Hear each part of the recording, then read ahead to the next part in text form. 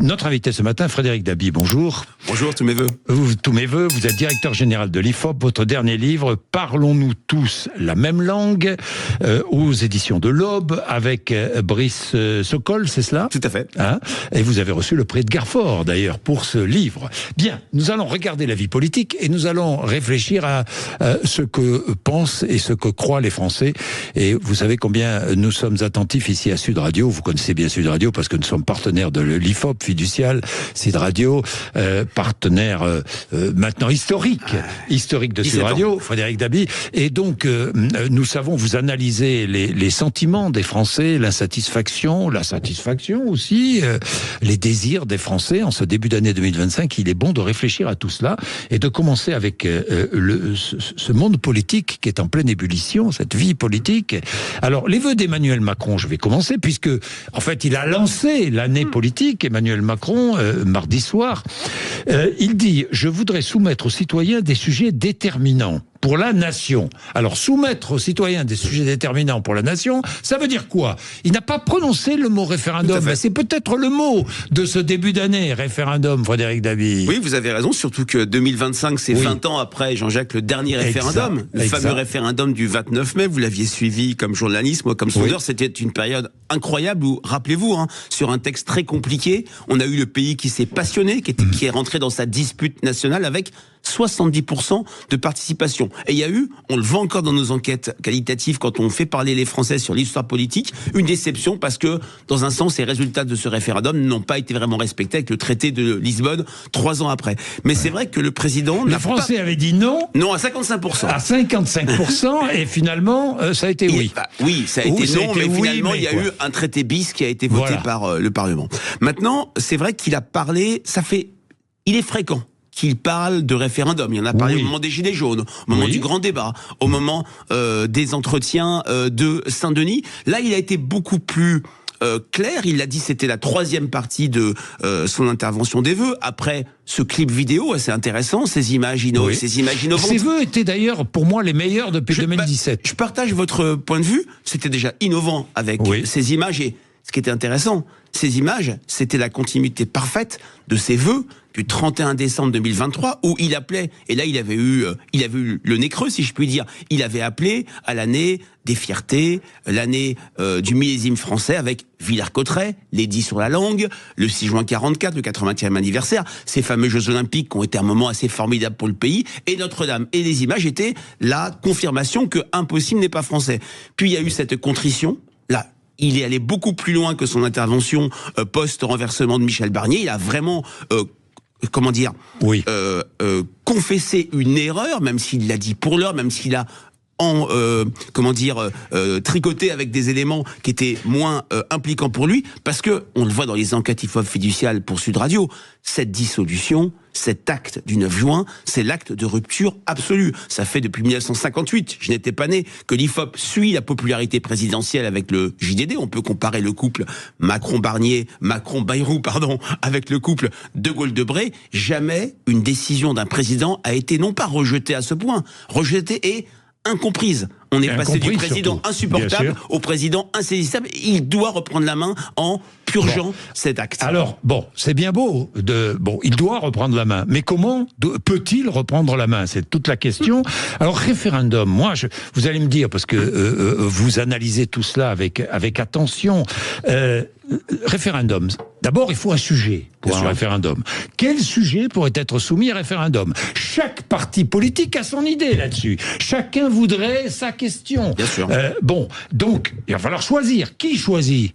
Qui choisit ? C'est le gouvernement ? C'est le président. Bah oui, ça serait le président. Non, c'est le président. C'est le président et le gouvernement. C'est François Mitterrand qui décide. Enfin, qui a eu l'idée sur Maastricht ? C'est Jacques Chirac sur le référendum du 29 mai. On peut remonter. C'est Jacques Chirac et Lionel Jospin sur ce référendum. Rappelez-vous, ça va faire 25 ans en septembre sur le passage d'un septennat au quinquennat. C'est vrai que un référendum, il y a des règles précises. Il y a l'article 11 qu'il faudra changer. Si on veut peut-être soumettre à référendum le sujet dont personne ne parle, qui passionne le plus les Français, qui est le sujet sur lequel il y a le plus grand décalage entre ce que disent les Français dans nos enquêtes et ce que proposent les législateurs, à savoir la fin de vie. Là, il faudra changer la Constitution. Mais sur des questions économiques, sociales, il est possible ou des questions institutionnelles. Oui, mais par exemple, sur la retraite, référendum sur les retraites, mais il y a une grande partie de la vie politique française, des partis politiques qui ne veulent pas de ce référendum sur les retraites. Bien sûr. Bon, référendum sur l'immigration, c'est très difficile, il faut... Alors, sur l'immigration, je le montre dans mon livre, c'est un sujet sur lequel le clivage gauche-droite s'est effondré dans le discours des Français. Il y a un décalage entre une classe politique, vous l'avez montré l'année dernière, arc-boutée sur le clivage gauche-droite dans l'Assemblée, et des Français qui sont beaucoup plus consensuels. Rappelons-nous une enquête hip-hop fiduciale pour Sud Radio d'il y a environ un an. 3/4 des sympathisants de gauche favorables à l'expulsion de personnes délinquants, récidivistes étrangers à l'issue de leur peine, et 62% de sympathisants de droite favorables au cas par cas à la régularisation de sans-papiers dans des métiers en tension. C'est un sujet sur lequel le regard des Français, il y a encore des clivages, c'est beaucoup réduit, donc peut-être qu'il pourrait y avoir plus de consensus qu'on le dit, mais c'est vrai que c'est un sujet, et puis on sait ce que c'est qu'un référendum. Ça, c'est toujours l'émetteur qui est jugé. Et ça peut se transformer, quel que soit le sujet, Jean-Jacques, en un référendum pour ou contre Emmanuel Macron, c'est pas ce qui se passe. Voilà, ben justement, j'allais y venir, parce que Emmanuel Macron dit soumettre aux citoyens des sujets déterminants pour la nation. Bon, ben d'accord, mais référendum ou convention citoyenne. Mais les conventions citoyennes, franchement, ça n'a plus d'impact sur l'opinion publique. Et puis c'est pas un sujet de décision, c'est une consultation. Celle sur le climat a été un peu ratée, celle sur la fin de vie était plutôt de très très bon niveau. Puisqu'on parle d'Emmanuel Macron, est-ce qu'il peut encore se permettre de parler pour ne rien dire? C'est fini, ça. Ça fait longtemps que l'émetteur Macron est extrêmement abîmé. 3/4 de mécontents dans le baromètre IFOP JDD. Il y a un discours que je trouve extrêmement virulent à son égard. Dissolution, acte incompris, ce sentiment de déconnexion avec cette triple critique, un président qui ne nous connaît pas, qui ne nous écoute pas, souvenir de la réforme des retraites, qui ne nous comprend pas, et puis on arrive à la dernière partie de son mandat, les Français lui font payer l'addition. Le déclin, c'est lui. La dette, c'est lui. Il y a une virulence très forte, et ce qui me frappe pour l'instant, ici et maintenant, c'est un président qui a su rebondir à 4 reprises depuis 2017, c'est qu'il n'y a pas de possibilité de rebond. Nicolas Sarkozy était bien sûr détesté, mais il y avait du rebond. Il y avait des sympathisants UMP qui le chérissaient. François Hollande était très impopulaire, mais il y avait une sympathie pour l'homme. Aujourd'hui, sur Emmanuel Macron, à part des discours de distinction, c'est peut-être le moins pire, on ne sait pas ce qu'on aurait après lui, il y a très peu de choses qui lui permettraient aujourd'hui, ici et maintenant, je le répète, de renouer avec les Français. Frédéric Dabi, vous avez raison. Et puis, Marine Le Pen et Jean-Luc Mélenchon ont bien senti ça, l'ont bien compris. Et eux, leurs vœux, finalement, ils ont une volonté commune. C'est quoi? C'est le départ d'Emmanuel Macron. Ils le disent maintenant. Enfin, Jean-Luc Mélenchon, ça fait longtemps qu'il le dit, qu'il démissionne, a-t-il dit. Et Marine Le Pen, le chef de l'État, est définitivement déconsidéré. C'est-à-dire qu'elle a encore franchi un palier vers le départ d'Emmanuel Macron. Dites-moi, ils sont alliés, ces deux-là? C'est aujourd'hui les deux candidats qui sont peut-être les plus prêts pour une élection présidentielle, même s'ils ont, il faut rappeler, objectivement alliés. 3 fois perdu l'une et l'autre, 2 fois au second tour pour Marine Le Pen, 3 fois au premier tour pour Monsieur Mélenchon. Non, par contre, je vais nuancer. Là où ils sont en décalage avec ce que nous disent les Français. J'ai parlé de... Oui, et quand je dis ça, je me fais un peu allumer sur les réseaux sociaux, mais j'assume complètement. D'une part, l'IFOP a refusé de poser des questions sur la démission d'Emmanuel Macron. C'est pas... Vous avez refusé? Non, je sais pas. Oui, c'est pas un institut de sondage de poser ce type de questions qui pourraient être exploitées dans le champ politique, mais surtout, j'ai parlé de virulence, de propos très, parfois violents vis-à-vis du chef de l'État, d'un président qui est minoritaire dans toutes les catégories, sauf dans son camp de 2022, mais spontanément, et ma source, c'est le baromètre IFOP JDD d'il y a une dizaine de jours, spontanément, il y a quasiment aucun Français qui appelle à son départ de l'Élysée. Les Français restent sur un agenda 2027, Emmanuel Macron doit finir son mandat. On n'est pas dans cette logique carmagnolesque, si je puis dire, où les Français attendent que le président ait sa tête au bout d'une pique. Marine Le Pen et Jean-Luc Mélenchon représentent près de la moitié de l'électorat français. Au premier tour, au premier tour de 2022. Je rappellerai quand même que la dernière fois que la France Insoumise s'est comptée à une élection, c'est 9,8% aux élections européennes. Ça permet de nuancer aussi. Oui, Sébastien Chenu dit les deux seules offres politiques lisibles et construites sont celles du RN et des LFI. Il a Sébastien Chenu le dit. Il a raison de ce point de vue-là. C'est peut-être une conséquence ultime de en même temps, de ce macronisme avec ce bloc central où il y a un magma avec des idées très différentes. Même s'il y a quelqu'un qui ne parle pas beaucoup mais qui est très crédible chez les Français, c'est Édouard Philippe. Et c'est vrai que du côté de la gauche extrême, du côté du RN, il y a aujourd'hui des offres qui sont visibles pour les Français, même si, n'oublions pas que Jean-Luc Mélenchon est la personnalité la plus rejetée chez les Français. Il a un problème de deuxième tour, encore faut-il qu'il y parvienne. Il n'a jamais réussi à le faire depuis 2012. Et Marine Le Pen reste quelqu'un qui a un agenda judiciaire compliqué. Oui. J'allais y venir, justement, tiens, c'est formidable, voilà la transition. On a parlé du mot-clé référendum, et moi je vais vous parler de la date clé qui est le 31 mars. Le 31 mars, rappelez-nous pourquoi le 31 mars. Oui, le 31 mars, c'est le moment où Marine Le Pen va être fixée sur son sort. Et voilà. Et là, c'est essentiel sur le plan politique. Alors, c'est essentiel. Pour l'instant, il n'y a pas une prise de conscience forte des Français. J'ai été frappé dans une enquête IFOP Ouest France sur les événements marquants de l'année. Le procès de Marine Le Pen arrivait en quasiment dernière position, et bien après, le procès de Dominique Pellicot. S'il y a un procès qui a marqué en 2024, c'est quand même celui-là. Mais c'est vrai qu'il y a, une épée de Damoclès sur la tête de Marine Le Pen. Il y a aussi, il faut le dire, un candidat alternatif qui a réussi une année politique 2024 assez exceptionnelle. C'est Jordan Bardella qui a gagné les élections européennes et qui a mené le RN nettement en tête au premier tour aux législatives. Mais c'est vrai que je pense que beaucoup de Français favorables aux adversaires de Marine Le Pen n'arrivent pas à se projeter dans une Marine Le Pen empêchée définitivement. Marine Le Pen, largement devant dans votre dernière enquête, il n'y en a qu'un qui résiste pas trop mal, c'est Édouard Philippe. Et moi, je me mets à la place des Français. Comment fait-il pour résister alors qu'il ne dit rien ? Oui. Alors, il y a toujours. Alors, il parle quand même un petit peu. Vous avez raison. Il n'est pas dans le combat politique quotidien comme le sont Marine Le Pen et Jean-Luc Mélenchon, par exemple. Ou même Gabriel Attal. J'allais dire, comme était Gabriel Attal avant son départ de l'hôtel Matignon. C'est vrai que Édouard Philippe, il a réussi à être un pied dedans, un pied dehors. C'est-à-dire que on le crédite toujours de ce passage à Matignon, de cette gestion du Covid qui a été jugée extrêmement réussie. Il a quitté Matignon en véritable état de grâce, et puis il a réussi à se déscotcher de l'image aujourd'hui très négative d'Emmanuel Macron. C'est Pompidou en 68-69. La difficulté, c'est que Pompidou, ça a duré qu'1 an entre son départ de Matignon et la présidentielle. Lui, ça fera sans doute 7 ans entre 2020 et 2027. Alors, 2 questions, évidemment, politiques qui vont alimenter les conversations dans les prochaines semaines. Le PS va-t-il s'émanciper de la France insoumise ? Ça, c'est une première question. C'est une question absolument centrale, puisque, je le répète, le PS a devancé la France insoumise aux élections européennes, qui sont bien sûr passées par perte et fracas, du fait de la dissolution. C'est la question centrale pour le PS. Veut-il redevenir un parti de gouvernement, ou glisse-t-il toujours dans cette dimension très tribunicienne où on appelle de la France insoumise, où on appelle au départ du président, à sa démission, à renverser immédiatement dès le 16 janvier François Bayrou. Moi, je suis frappé par 2 choses. La crise de la gauche. La crise de la gauche, depuis 2017, la gauche, aux élections nationales, n'a jamais dépassé 30%. En 2012, l'addiction au premier tour, Hollande, Mélenchon et Vajoli faisait 43%. Deuxièmement, il faut le dire, la France insoumise est au centre de gravité de la gauche politique. Elle n'est pas au centre de gravité de la gauche des Français.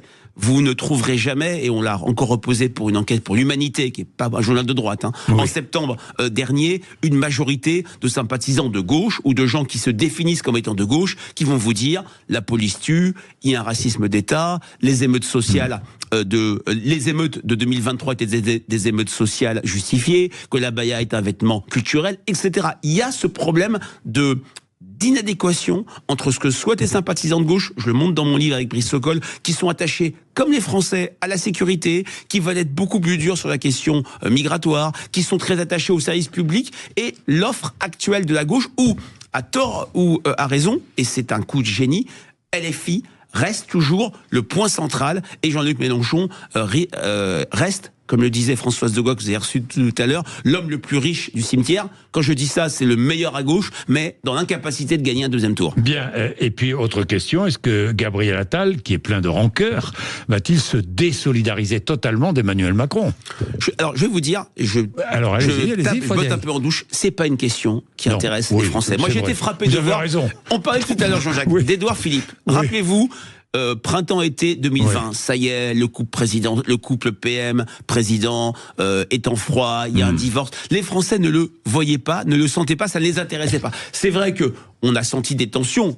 Gabriel Attal a été le principal sacrifié par la décision du 9 juin de dissoudre l'Assemblée. Il a fait la campagne électorale pour le Bloc central et c'est quand même largement grâce à lui que le Bloc central a été défait, mais s'en est tiré en nombre de députés. Aujourd'hui, il doit se réinventer. Il est moins visible, il est plus à Matignon. Le fait qu'il ait pris le parti est une très très bonne idée. Pour être candidat à une élection présidentielle, il faut une stratégie et une vision, il faut une offre et il faut une organisation. L'organisation, il l'a. Bien, les Français, parlons des Français pour terminer, puisque dans votre livre vous en parlez beaucoup.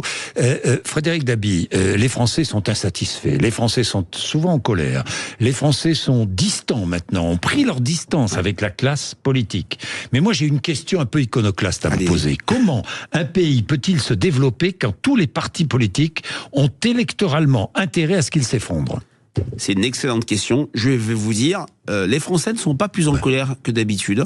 Ils sont beaucoup moins en colère. On a une enquête sur le moral social des Français avec Sud Radio et Fiducial depuis maintenant une dizaine d'années. La part de colère n'a jamais été aussi faible par rapport à ce qu'on voyait au moment des Gilets jaunes. Ce qui me frappe, je reprends votre terme, il y a une sorte d'indifférence. Et là, c'est terrible. Parce que nous vivons depuis le 7 juillet ce que j'ai appelé l'éclipse du politique. Depuis le 7 juillet, qu'est-ce qu'il y a eu ? Pas de traduction des résultats du 7 juillet avec cette chambre introuvable, la trêve olympique, le temps infini pour trouver un Premier ministre et un gouvernement, un Premier ministre populaire mais qui gouverne pas, qui ne fait rien. Les Français n'attendent plus grand-chose de la sphère politique nationale parce qu'aujourd'hui, et là, on oublie de le dire, nous sommes dans une crise économique, des valeurs, ce que l'on veut. On est aujourd'hui pour la première fois dans une crise politique. Le pays est bloqué. C'est pour ça que la petite musique sur un départ du président peut faire sens, parce que nous sommes dans une impasse. Comment arriver à un gouvernement stable quand nous avons 3 blocs à peu près équilibrés à 30-40 sièges près et où ils peuvent se liguer 2 contre 1, etc. Et c'est vrai que cette éclipse du politique est terrible parce que les Français sont un peuple politique. Mais la nature ayant horreur du vide, il y a 2 acteurs qui s'impose de manière incroyable du fait de cette éclipse du national, où le politique, à l'échelle nationale, ne joue plus son rôle. Il ne change plus la vie. Il ne transforme plus la vie des Français. Citez-moi une mesure concrète qui a été... Est-ce que le discours politique propose un récit collectif ? Eh ben, c'est ce que j'essaie de montrer dans mon livre. Pour l'instant, non. Et donc, les Français se retournent vers 2 acteurs. Le maire de leur ville. Jamais la sphère politique locale a été jugée aussi crédible, autant à l'écoute, en capacité. Le maire, il change votre vie, il vous écoute, il est sur le terrain. Quand il fait des bêtises, entre guillemets, vous lui dites presque de vive voix. Et deuxième acteur, l'entreprise. Les entrepreneurs, on le voit dans le baromètre IFOP Fiducial sur les TPE, la vision du passé, idéologisée, très clivée sur la gauche et la droite, c'est terminé. La TPE, 94% du tissu entrepreneurial, vous la voyez sur le terrain, vous la voyez essayer, vous la voyez être tout à fait crédible sur des questions d'inégalité femmes-hommes, sur la santé. On attend de plus en plus de l'entreprise, mais le fait majeur, parce que personne ne peut le dire autour de cette table, en principe, le prochain scrutin, en principe, ce sont les municipales de mars 2026, sauf dissolution. Dans toutes les enquêtes que réalise l'IFOP à l'échelle locale, et certaines ont été publiées à Nice, à Toulouse, à Bordeaux, les maires sortants sont en position de force. Les maires sortants sont en position de force. Oui, ça veut dire quoi ? Ça veut dire que les Français ont besoin de stabilité. Exactement. Ont besoin d'autorité. Oui. Et ont besoin d'efficacité. Exactement. Dépassant tous les clivages, si j'ai bien compris, dépassant tous les clivages politiciens. Oui, et le drame, c'est qu'il y a une étanchéité absolue entre élus locaux et élus nationaux. Est-ce qu'Emmanuel Macron a parlé des collectivités territoriales ? Alors, on peut il n'a pas parlé du tout, alors qu'il y a 800 à 900 000 élus municipaux, pas seulement les maires. Vous savez qu'il n'y a que 1000 villes de plus de 10 000 habitants. L'élu municipal, c'est quelqu'un qui gagne rien et qui se démène pour sa ville à l'échelle d'une petite commune. Et c'est vrai que la fin du cumul des mandats a encore plus cimenté cette étanchéité, il y a besoin d'oxygéner sa vie politique. Il y a besoin de récit collectif et de montrer de nouveau que le politique à l'échelle nationale peut changer la vie. Je reprends le slogan mitterrandien du PS des années 70, et de ce point de vue-là, la crise du politique, elle est là. C'est une crise du résultat. Le politique ne change plus la vie. Et c'est une crise de l'écoute. Puisque quand on regarde l'histoire politique depuis 20 ans, on a commencé notre entretien par le référendum du 29 mai, il y a eu les Gilets jaunes, il y a eu la réforme des retraites, les Français ne se sont pas écoutés. Vous savez que les Français ne croient plus quand ils voient un homme politique aller se promener, rencontrer 3-4 Français, on fait de belles images, et c'est fini tout ça, ces débats, c'est fini. Alors que le maire, il a une proximité efficace. Mais évidemment, il est constamment au contact. Est-ce que, ça sera la fin de notre entretien, Frédéric Dabi, mais c'est important, selon toutes vos enquêtes, est-ce que les priorités des Français sont toujours les mêmes? Est-ce que c'est le pouvoir d'achat, la santé, la sécurité? Oui, clairement oui. Alors on va reposer, comme on le fait à chaque rentrée pour Sud Radio, ça sera publié la semaine prochaine, notre hiérarchie des priorités. La santé est la première des préoccupations depuis 2009, avant Covid. L'éducation est un niveau, vous en parlez tout à l'heure. La santé, première préoccupation même avant le Covid. Alors, cet imaginaire qui parfois peut vous agacer sur le déclin, la France qui tombe. Moi, parce que le mot déclin sans cesse. Qu'est-ce qu'on met derrière? Qu'est-ce qu'on met derrière?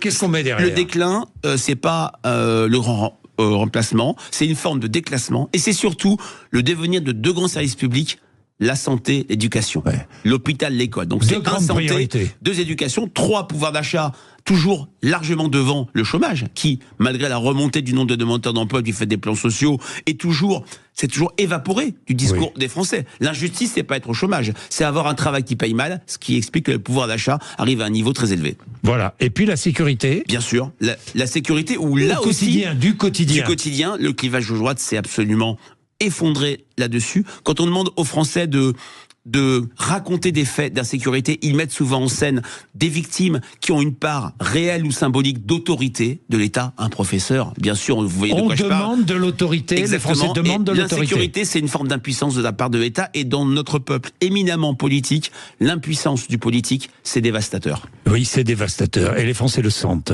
et le voient. Et le reproche... c'est un reproche majeur. C'est un reproche majeur, l'autorité.